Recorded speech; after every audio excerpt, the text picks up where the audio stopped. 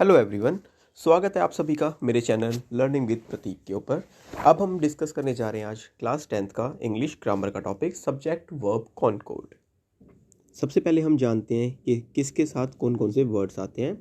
आई के साथ जैसे आता है आपका एम, फर्स्ट में दिखा रखा है। आई के साथ हमेशा क्या लिखोगे आप? ए एम एम लिखोगे। आर दिखा रखा है हमारा यू वी दे के साथ क्योंकि ये प्लूरल है। और फिर हमें बता रखा है कौन सा, लास्ट में इस का। इस जो पैटर्न है वो किसके साथ आता है? ही शी और इट के साथ, यानी कौन से? सिंगुलर। याद रखना हमेशा जो सिंगुलर होते हैं उसके साथ क्या आएगा? इज आएगा। जैसे ही अकेला होता है, कोई लड़का हो। शी कौन होगा? फीमेल होगी, ठीक है, उसके साथ भी इज आएगा। इट कोई नॉन लिविंग थिंग होगी, उसके साथ भी इज आएगा। और यू वी दे क्या होते हैं? प्लूरल होते हैं हमेशा ज़्यादा, जिसके साथ हमेशा क्या आएगा? आर आएगा। ओके, होप सो आपको ये सब क्लियर हो गया होगा। अब हम चलते हैं जल्दी से नेक्स्ट के ऊपर, किस तरह से हम सब्जेक्ट वर्ब एग्रीमेंट को या सब्जेक्ट वर्ब कॉनकॉर्ड को चेंज करेंगे। ओके, सबसे पहला रूल हमारा क्या है?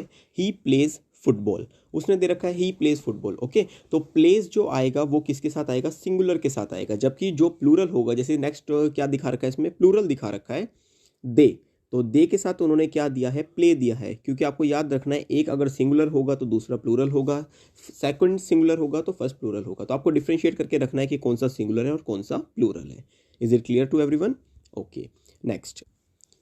अब हम चलते हैं नेक्स्ट के ऊपर। इसमें बता रखा है फर्स्ट वाले पार्ट के अंदर, जैसे कि ध्यान से देखो आप सभी, one of the glasses is empty. तो किसकी ग्लास की बात करिए? एक ही ग्लास की बात करिए ना, इसलिए इज आया है हमारा। अगर ये बहुत सारे ग्लासेस होते तो फिर आ रहता। तो हमें ये चीज़ का क्वेश्चन के ऊपर बड़े ध्यान से रखना है कि हमें एक दे रखा है या ज़्यादा दे रखा है। तो यहाँ पे वन ग्लास की बात करके तो इस अटेम्प्ट में आएगा। सेकेंड हमारा एग्जाम्पल है the bouquet of roses smells so sweet. तो क्या है? रोजेज आया है। क्यों आया है? क्योंकि बहुत सारे हैं, ठीक है, वरना रोज आता। और स्मेल्स दे रखा है क्योंकि उसकी खुशबू है जो बहुत सारी वहाँ पे प्रोडक्ट कर रही है। Is it clear to everyone? Okay, next one, Radha and Meera, ये दो जने हैं। तो क्या लिखा है उन्होंने? आर लिखा है।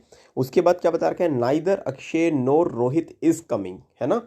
तो इसमें आपको मोस्टली कंफ्यूजन पाएगी कि नाइदर, ना तो अक्षय आ रहा है ना ही रोहित आ रहा है, तो कोई भी नहीं आ रहा है, यानी मे बी एक जना हो या फिर कोई नहीं है। तो क्या आएगा? इज आएगा सिंगुलर के लिए। Okay, next one, my dad और माई मॉम इज अराइविंग। या तो उसके पापा आएंगे या उसकी मम्मी आएगी, कोई एक जना आएगा। तो क्या आएगा? इज आएगा। अगर दोनों लिखा होता, बीच में एंड होता, तो हम आर लिखते। Okay, now the next one, neither the shoes NOR the bag matches the dress.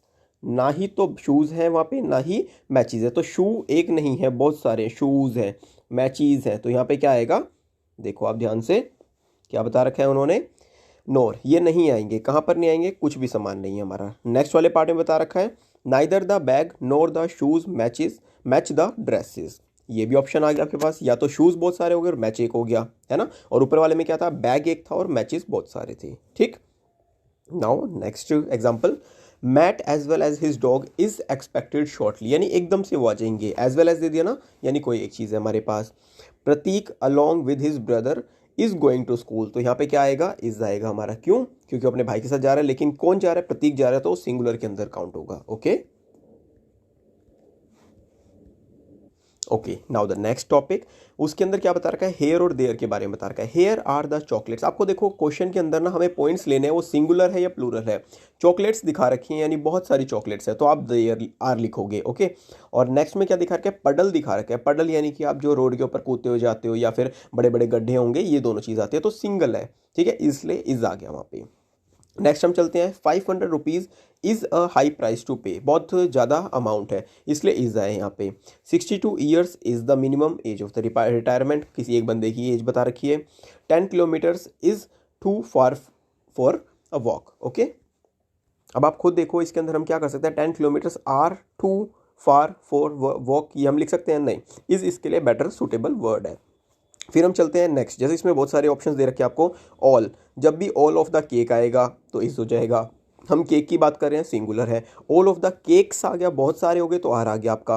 A lot of the cake is है, तो भी इज आ जाएगा आपका। केक है, केक्स हो जाएगा तो आर हो जाएगा। तो आपको याद रखना है कि जब भी सिंगुलर होगा तो इज लगेगा इन वाले टॉपिक्स में, अदरवाइज आपको आर लगाना है। क्लियर? नेक्स्ट, नाइन्थ रूल हमें ये बताता है, most of my family is here और डैश हेयर। इसके अंदर ऑप्शन होगा आर का, क्योंकि बहुत सारे लोग हैं उसकी फैमिली के, तो यहाँ पे आर बताएगा। क्लियर? ये नेक्स्ट वाला यूजलेस है। हम नेक्स्ट चलते हैं, mathematics dash very difficult for some people. तो क्या है? इज सिंगुलर सब्जेक्ट आ गया। The news is very saddening, यानी कि बहुत दुखी की बात है। तो न्यूज़ है इसमें कैसी है, दुख भरी है, तो सिंगल न्यूज़ होगी उसके बारे में, न्यूज़ तो नहीं लिखेंगे हम, NEW न्यू हो जाएगा वो, तो न्यूज़ है, सिंगुलर है हमारे पास। Okay, now some more examples.